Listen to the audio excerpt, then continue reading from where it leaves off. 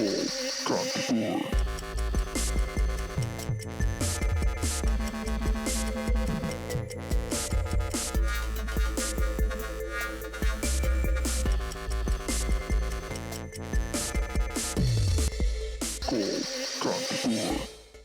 नमस्कार स्वागत हुन्छ जान्छ सम्पूर्णलाई हेर्दै हुन्छ कल कान्तिपुर 5 to 6 एन्ड यस तपाईँले मलाई सिङ्गल फ्रीमा देखिरहनु भएको छ भने पक्कै पनि आज निकै नै स्पेसल रहेको छ and it's a very big day for me I think मेरो 5 years जर्नी इन कल कान्तिपुर एन्ड लाइक त्योभन्दा पनि बढी journey as a media person I think this is the biggest day जहाँ चाहिँ म एउटा बिगेस्ट पर्सनालिटीसँग चाहिँ एउटा इन्टरभ्यू गर्न गइरहेको छु सो त्यसको लागि चाहिँ एकैछिन प्रतीक्षा गर्नुहोला before that will go for the short musical break and will be back with that personality and talking more about boxing, right? So talking about today's guest. Okay, so as a guest, मैले उहाँलाई केही हप्ता अगाडि भेटेको थिएँ and I've been waiting for him since really long time. उहाँसँग कुराकानी गर्न खोजिरहेको थिएँ मैले. So yes, talking about the guest, he is two-time world champion and one-time. सबैले चिन्नु भइसक्यो होला. So Keith Thurman is in the house. So Keith, welcome to the show. Happy to be here. Same here, Keith. So, yes, being a two-time champion, I met you the very first time and shaking hand with you, it was a privilege for me and I was connecting you, the vibration, the energy was really great. So how did you feel to be in a first time in Nepal television? Just happy to be here. It's an honor. Namaste to all of Nepal. It's wonderful to be back in Kathmandu. I got married here 9 years ago to my Nepali wife. So we have some history. I returned on family vacation. I brought 3 children with me this time, so it's been a journey in my life. And Nepali people, Nepali culture, Nepali food, you know, you guys have that tourist attraction. And it's just beautiful to be here once again and be on this family vacation. This is a very critical time. I had a match in US and I was able to have a lot of downtime right now. I wanted to make the most out of that and come here, be with the family, let the Nepali family of mine that haven't seen my children in person, and I have a newborn baby boy. He will be doing his rice feeding ceremony this month. So we planned all this and we're just making it happen, and that's why I'm happy to be here. So yes, we are happy to have you. So Keith, many athletes train their bodies, right? So, but you're also spoken about training with mind and spirit. I really like that actually. It's a mind and spirit connection, right? So how important has spiritually been in your journey as a fighter and as a human being? Yeah, you know, when it really comes to spirituality, it's been a part of my life from a very young age. You know, I grew up in a Christian household with my mother back in the United States. So I was raised in the church, and at a young age, I just was raised to have this love for God. But of course, we all grow a little older, we become teenage, and it's like, why go to church? Why go to temple? Why is my mom making me do this? You know, my dad making me do these things, you know? And you start to question life and the surroundings. So at a certain time, my mom said, if you don't feel like going to church, you don't have to. And you know, a lot of my friends weren't in church, so I stopped going to church. But in my own personal life, around the age of 19, I found this calling to just study world religions. Okay. And that was the first time that I picked up the Bhagavad Gita. That was the first time that I learned about Tibetan Buddhism. And you guys have beautiful statues of Guru Rinpoche. Okay. Right? So Padmasambhava Guru Rinpoche. In my home puja room, I have a tanka from 9 years ago that I bought in Tamil. Okay. And Thanga. Tanka, yeah. And so my puja room, my meditation room back in the US, I have Rainbow Light Body, Guru Rinpoche Tanka. That is at the center of my puja room, along with my guru, Sri Sri Ravi Shankar, who I've been working with personally for the past 4 years, doing the Art of Living programs. I do his Kriya mostly daily, Sahaj Samadhi meditation. And about once or twice a year, I do the silence courses. They're short Vipassanas. They're not a strict 10-day Vipassana. They're 3-day Vipassanas. So in the past 4 years, I've done 8 of these Vipassanas. Wow. Yeah, so I think it's been a journey. हामी नेपालमै बसेर पनि यति धेरै ध्यानहरू गर्दैनौँ होला so being in Nepal kid right so a country deeply connected with spirituality and self discovery right so what does a place like Nepal mean to you personally You know, because we see like lots of temples over there. Yeah. We can hear like in the morning we see pratana, we see bhajan. We heard that Artis from are going different on. temples. And how does it feel personally? You know, it's very interesting because 9 years back when I first came to Nepal, you know, I came here for one reason and one reason only, and that's to show face to my wife's family. Okay. You know how the Nepali people can be. She's marrying foreigner. Who is this guy? You know, and it's like, don't worry, we will get married in Kathmandu. I'll meet all your family, and I want to show them that this is the one that we have love marriage, and I will be taking your daughter to America and building a family. So what brought me here was the love for my wife and the respect for her family and wanting to get their blessings, wanting to have that real approval of this marriage, you know. And I also knew that it would probably be a little bit more interesting to get married out here than US. So how did you find like the Hinduism? You married in a Hindu way, right? Yeah. So how does it feel? No, it was beautiful. Uncle's house, Mama, was over here in Banisore. He has a beautiful home. He is a business owner. He has restaurants in Japan, curry restaurants. That's how her family started to move to Japan. She was in Japan at the age of 19. At 25, when she was 25, I met her in Japan. And I went initially for vacation, was falling in love with her, came back for my birthday, picked her up, took her to the Maldives, went back to Japan, had to come to the US, defend my world title. I won that match. And then I came back to Japan the third time. I proposed. Wow. You proposed? Of course I proposed. What is a man supposed to do? Does she know like you were the boxer and you fight, you come back sports, you're into that? Does she know like before? Even when I took her to America, she just never could comprehend this. What it means to be champion, this and that, you know. I fell in love with a person. She fell in love with a person. You know. Not a boxer. And yeah, not a boxer, you know. She can care less about boxing. She still really doesn't care about boxing. I've heard a lot about that. When you lost a match, she said, that's just a game. She said that, right? To you. Yeah. Back in then.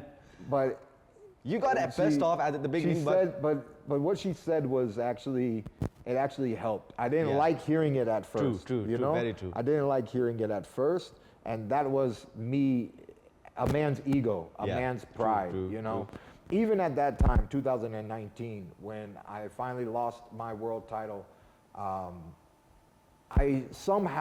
was disconnected from these meditation practices, from the Buddhism, the Hinduism, and the Sanatan Dharma. So it was, and I went through this deep depression, you know, from being at the king of the industry, ranked number 1 at the top, you know, and having all this personal success.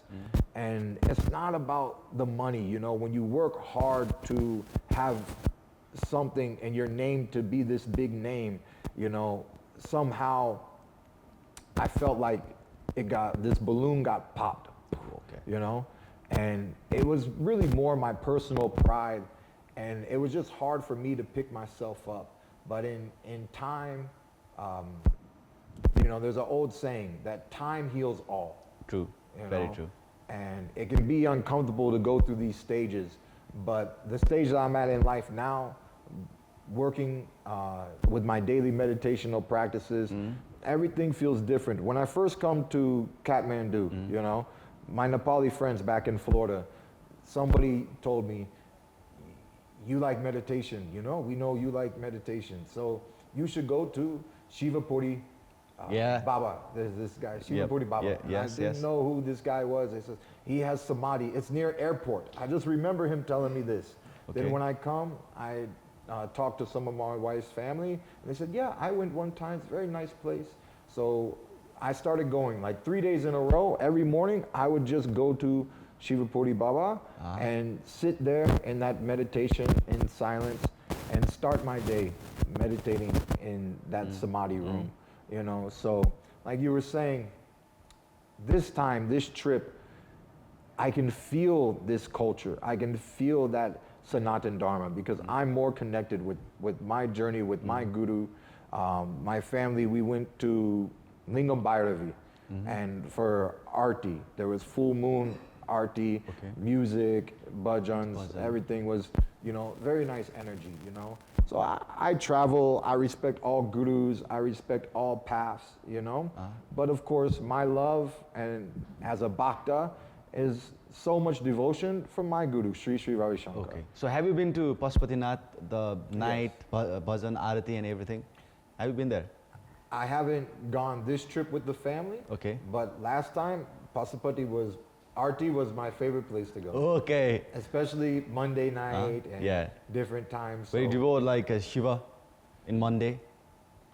Yeah, Shiva, I just enjoy any form of devotion, whether it's bhajans or Arti. We just got back from Pokhara. Okay. You've been wanting to sit with me. Yeah, I've been waiting since like 3 weeks. You know how it is, we go to Bhutol, my mother-in-law has house in Snow, and then we come back and then we go to Pokhara, and I was with You've been traveling a lot. Yeah, I was at Gurudham here, my friend's guru, and I did a 6-day course. Wow. So those 3 different trips, I've been busy. Now we're finally back, and it's easy to be here and sit down and have. So that's the energy is so positive with you whenever I meet you, right? So talking about have there been any moments in your life when spiritual practice helped you more than physical training before visiting Nepal?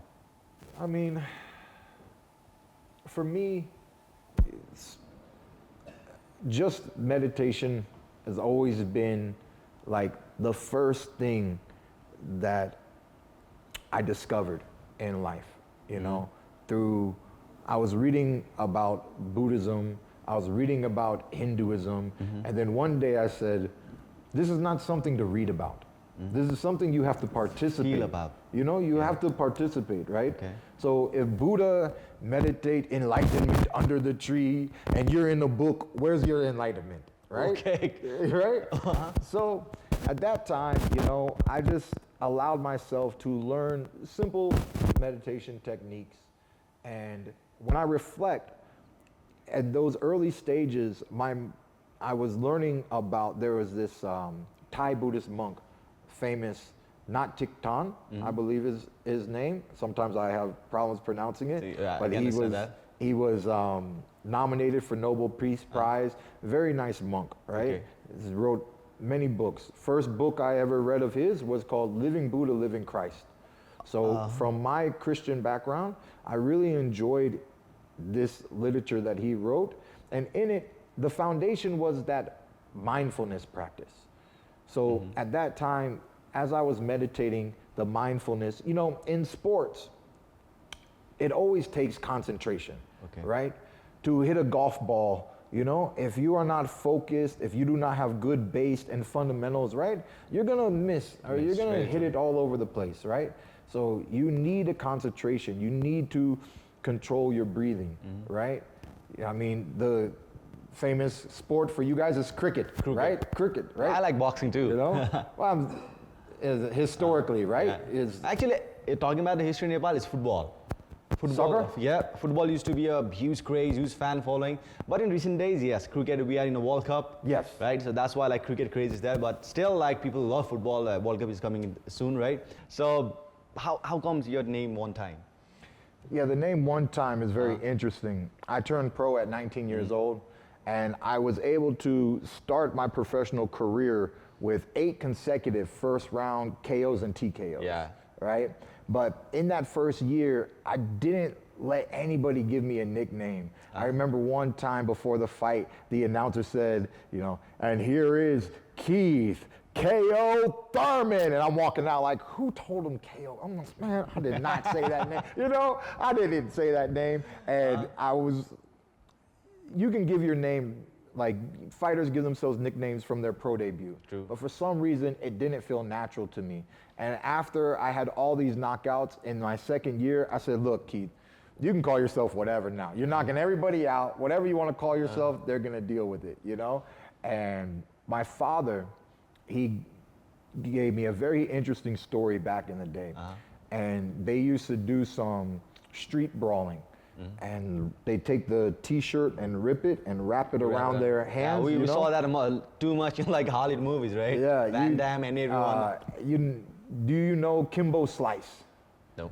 So Kimbo Slice was a YouTuber. He was a backyard brawler. Okay. They used to put up some money and they used to fight each other. Okay. So basically a street fight. It was some type of very slightly organized street fighting, right? And I didn't understand what my father used to tell me, but when I started to see Kimbo Slice, I remember that story and I was saying, well, maybe my dad was doing something like this, right? Okay. And he used to get him with a good body shot, and his friend called him one time, right? Okay. So my name is Keith Thurman Jr., right? And my son is Keith Thurman III. So my father is senior, I am junior, and my boy is now the third, right? So I thought to myself, I already carry his physical name on my legal documents. Why not just take that nickname too? Wow. And so that's when I became Keith One-Time Thurman.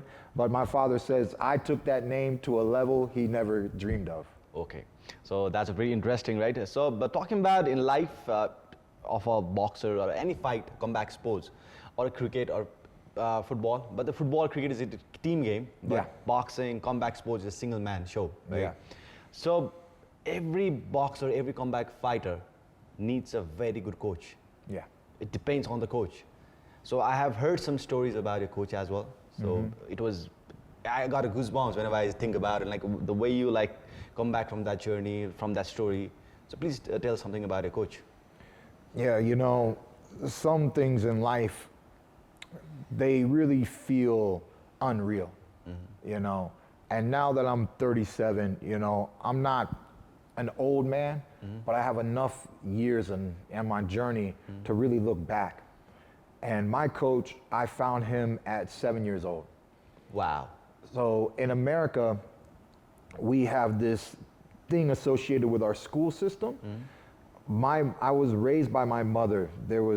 My mother and father were split, right? Okay. So I was raised in a single parent household, and my mother worked from 9 a.m. to 5 p.m. So when school was finished, she could not pick me up from school. Okay. So I stayed in what's called an after-school program. We had a YMCA after-school program. This was my elementary. I was in a public school growing up, and in that, there was this boxing coach. This coach, he was the head janitor of the elementary school. He was the head custodian and all the maintenance issues, anything, he was the guy. And he had a good relationship with the principal.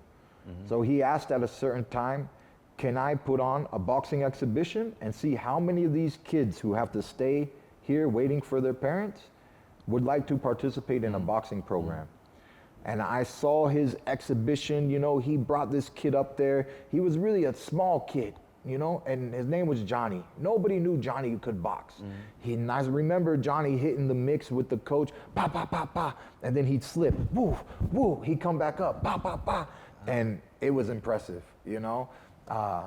And just that moment, I thought, if he can teach this little boy how to fight, he can teach me how to fight. Okay. And from the age of 7 to the age of 20, you know, that's when he passed away, 13 years of his life. We had about 91 amateur matches from 9 years old to 19 years. Those 10 years. We had about 91 amateur bouts. I was a 7-time national champion in the USA, and I was the Olympic alternate in the 2008. So we competed in 2007 to make the USA boxing team. I lost in the finals. One tall kid, he beat me, and he got to go to China. And when that happened, I made the decision to turn professional. So this man, you know, he believed in me before I believed in me. He told my mother and my father back when I was 14, 15 years old that I'd be champion of the world one day. Wow. You know, so we have to respect our teachers and our mentors, you know, and our coaches. You know, there's a lot of, when people are giving back to the children, you know, these people are undervalued in society, in my opinion, right? But there's so many different teachers, tutors, mentors, and it's their way of touching the heart of a child that inspires that child to go be that doctor or go apply for this college or work hard at this sport. You know, there's many different avenues, right? But sometimes it's not our own family. Sometimes it's not even our own friends who are really encouraging us, you know? It's a teacher. And for me, it was my coach, man. And I value those years, you know. Now that I understand Sanatan Dharma, I see him, there's first guru is mother and father, but for me, my first guru was I would Getty. love to ask you one more question, right, regarding this. Like, Yeah. do you talk with God? Do you connect with him, God? Bhagwan? Yeah. Yeah, you know. Do you talk with him? If I feel the need, you know, I have more guru bhakti, you know. So for me, I feel the connection to my guru, and because I've learned so much through my guru. I've taken initiation into the kriyas. I have this mantra that is very sacred to me, and I'm very blessed. You can look on the YouTube, Guru Dev Talks with Keith Thurman, and you can watch our 13-minute interview. We're sitting just like this. Never met a guru in person outside of a book, right? And for the first time, I'm very down to earth, you know, just by hanging out a little bit, you know? Yeah. And so I'm meeting this man, looking him eye to eye, having this conversation, and just like this, he answered, I asked, he answered, I asked, he answered, but there was another conversation that no matter if you watch that video, you do not get to experience what I experienced that day, you know, and that's darshan, Okay. you know. He gave me a conversation of energy. He poured love, unconditional love upon me, not knowing me for no reason, no cause, you know? And I started to see the formless in form through my guru, you know? And it brought so many stories of what a Buddha is, what an enlightening being is, what Christ is, you know? And for that, it's something I'll never forget, and I'm always grateful, and I'm happy to have him as a mentor on the spiritual journey, because what we are trying to do is go beyond Maya, go beyond how life appears to be, you know, and The perspective has changed.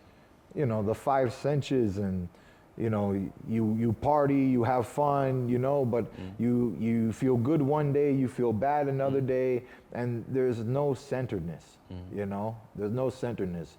Only if things are going my way, I'm okay, right? As long as everything's going my way, I'm good, true, right? very true. I don't have to complain about nothing. But the moment things are not going your way, where is your peace? Where is your tranquility? Where is your smile? Okay. You know, all that disappears. And So, now, but sometimes I believe from my spiritual journey, right? So I'm not like you, like going everywhere, but yeah, I do believe in God. I do connect with Him. So what I believe is like, for me, the happiness, the real happiness, for me, the smile on my face, is giving to someone. I believe in that. Whenever I help or whenever I do something for someone, a small thing, that makes me happy.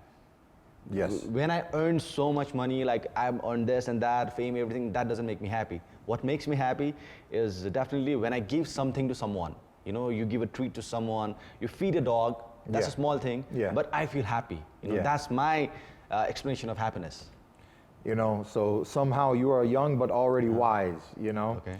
Guru Dev says that the joy of getting, right, is a child's joy, Okay. right? Just see children, right? They get something, they're so happy, Yeah. right? They get something, they're so happy, right? But as you get older, you find joy in giving. Yes. The joy of giving. And that's a beautiful part. That's the essence of life. When you can shift from me having and understand that this life, you know, is about giving, and then also, what do you have to give? What you have to give and what I have to give is different. And we don't have to compare, you know? What you have to give is enough, right? Sometimes you can give an ear to a friend in need, right? You don't have to give money. You don't have to give food. You don't have to be a philanthropist and give all this money. I don't have money to give. You have your time, right? And you have your heart.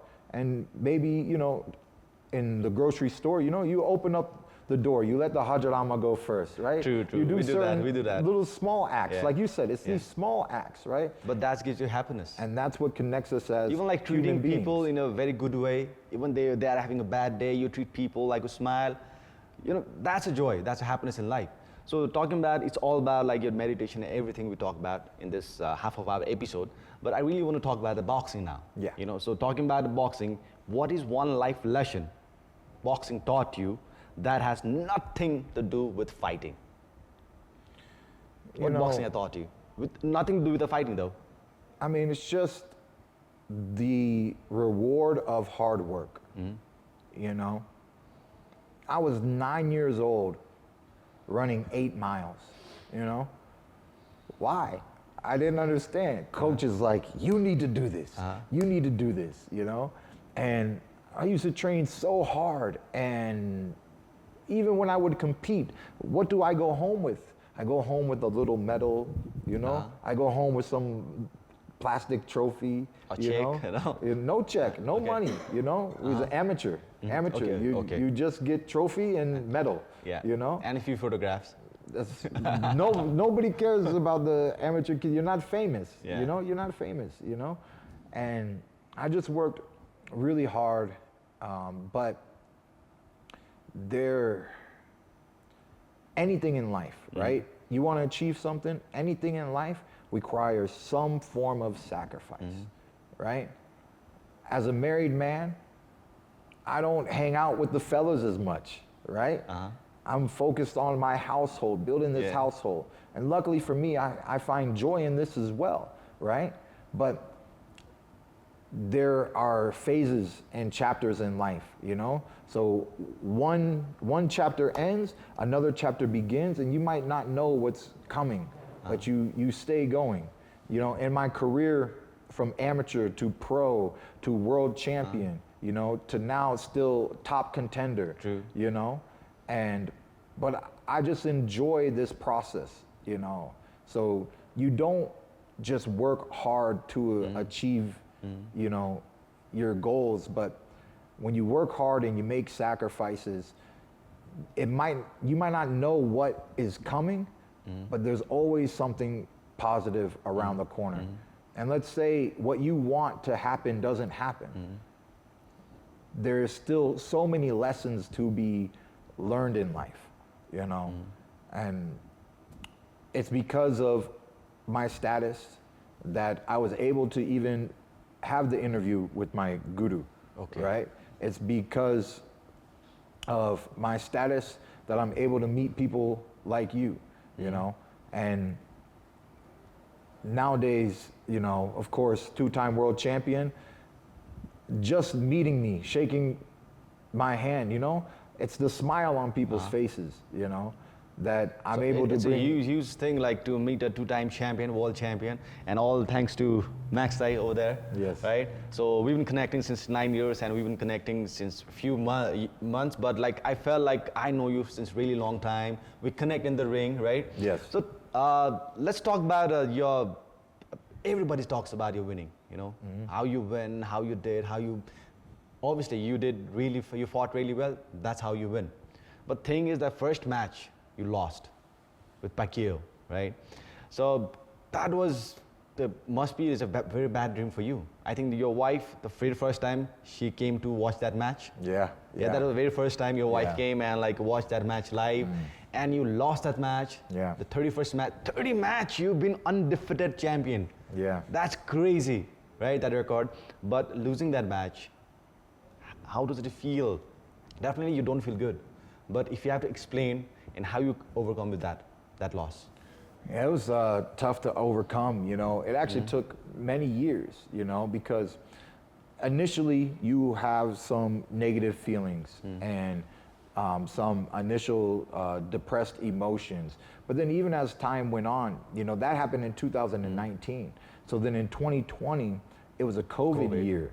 And that kind of put sports all into a stop too. Even you got a call to play a match with no audience, right? Yes. COVID, I've heard that, yeah. Yeah, so they called me for a fight, but it felt so lackluster of excitement because I don't just get up for any reason. I get up because of passion. And when they called to fight in LA, it was actually a studio. It would have been like fighting here, you know? They would have set up a ring and there was no fans and they were like, we'll have you fight in the studio because we want to broadcast it. And there was just going to be a broadcasted sporting event with 0 fans. And you don't like that? I just fought with 20,000 people in attendance against Manny Pacquiao. The electric, the vibe, just all that energy, the American fans, the Latino fans, and all the Filipino fans, just everybody together screaming and shouting, and I wanted to taste that again. So for that reason, I said, no, thank you. I'm not interested. And little did I know the repercussions of that. So it took even longer before I finally had a comeback match. And in that time, I'm just, soaking in these feelings and these emotions. But eventually, I was able to get out of it. It's just, sometimes you don't know. Sometimes, life hits you harder, but also it's our own stubbornness, and at that time, I think if I reflect properly, what was the problem, right? Because now years have passed and I already lost that fight and years have passed, but I'm still holding on to these negative emotions. What was the real problem back then? And why am I more okay now? Why am I fine? TK, teacher, right? Why can I smile now? I just lost a match 2 months ago. I have a new cut on my eye. And why can I smile today? Because what I learned from the Pacquiao fight was, things don't go the way that you want them to go, but there is a power in acceptance. And until you fully accept what has happened, you cannot move forward another day. The day you accept is the day you can move forward. If you, through your ego, your pride, your anger, your jealousy, your hatred, anything that doesn't allow you to accept what has already happened, then that's a setback, and you will harbor emotional feelings. So now I've learned this power of acceptance that allows me to move forward and smile once again. Wow, that's a very beautiful thing. And yes, but I was not expecting in that match the way Pacquiao did like 8-punch combination. You talked about that was crazy. That was crazy. I watched that match, right? So yes, that match was intense. Though, like in the split decision, from split decision, you lost that match, right? So after that, the next match you lost against Sebastian Fundora, 2 months back. 2 months back, and yes, he was tall, but the way he was fighting, it was crazy because he was that 6 foot tall. 6'6". 6'6", that was crazy, and he's 5'7", almost 1 foot difference. But yes, you fought really well, and I can see you were not happy with the referees. In that match. So can we see the rematch with him in the near future? I would love to be back in the ring with Sebastian Fundora, but just knowing his status and different things, I would have to, get back on the winning streak. Put myself back in the good rankings, and I think as long as he remains champion, that we may in the future be able to do a rematch. It's unfortunate. I don't mind losing, but why end the fight so early, right? Okay. If I have not been physically knocked down, and they just see the damage from the cut and the blood on my face. But when the cut is here, the blood is going down. When the cut is on top of the eyebrow, the blood is going into your eye, which is more of a concern. Okay. So for me, understanding the sport, I had less of a concern. If you watch, I was still using my legs. I was circling the ring. He never had me trapped in the corner and you didn't see my head go boom, boom, boom, boom, There are different times where even without a knockdown, the referee will stop the fight. But in this case, it felt premature to me. But, it is a sport.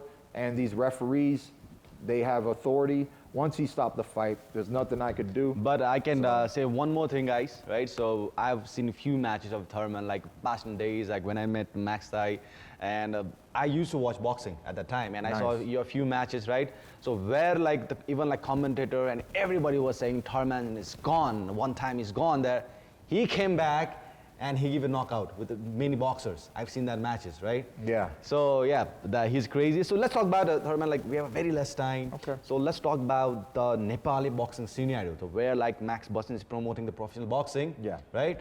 So what do you want to say to all the Nepali boxers out there? So how's the scenario in Nepal? You know, I think this is a really interesting time right now in Nepali history. You know, compared to when I came 9 years ago and I met my brother Max here, you know, he's been able to do so much. We met in Thurman at the show. You were the commentator. Yeah. You did a great job. Thank you. Thanks so much. You have the smile. You have the slick hair. You know, suit and tie. You know, everything that I'm used to seeing back in the United States. But you guys had a great show in Thurman. I mean, it just had the Gorkha ambiance boxing, at the Club Nova, Yeah, right? yeah. You had the ambiance in Club Nova. People had VIP seatings and different stages Stage, upstairs, yeah. downstairs, and the energy was good. I think that boxing can grow tremendously in Nepal. It can grow tremendously in a city like this, Kathmandu. And even though it's not boxing, you guys have that rising star. Ravinder Dat. Ravinder Dat. Pride You of guys have, Nepal, yeah. you know, and so when it comes from UFC and it comes to boxing, the way that we are similar is we are combat sports. And I think the more that Ravinder Dat continues to rise on his road and his path to getting to America to fight on the UFC, and you guys promote more boxing, you do some collabs, invite him to support the shows and different things, you know, you have a new government, you know, young people in office, they have this vision of the future, and I just think sports can grow. And I saw the outcome. The Nepali people enjoyed the fight and the fight scene. The fighters have talent and the ability to grow. So I give you guys my blessings for your future and growing the sport of boxing in Kathmandu. Thank you so much, Keith. It was wonderful, wonderful having you here. So at the end, so can you show some boxing skit, and we are leaving. All right. So you can put that in the pocket. That's the energy you have, right?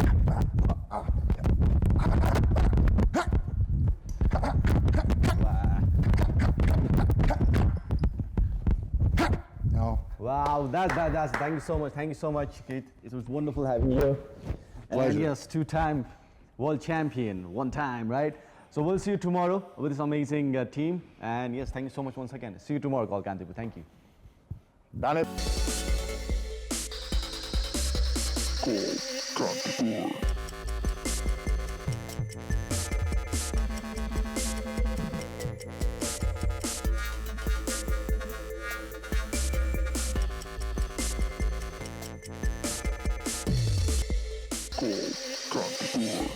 Support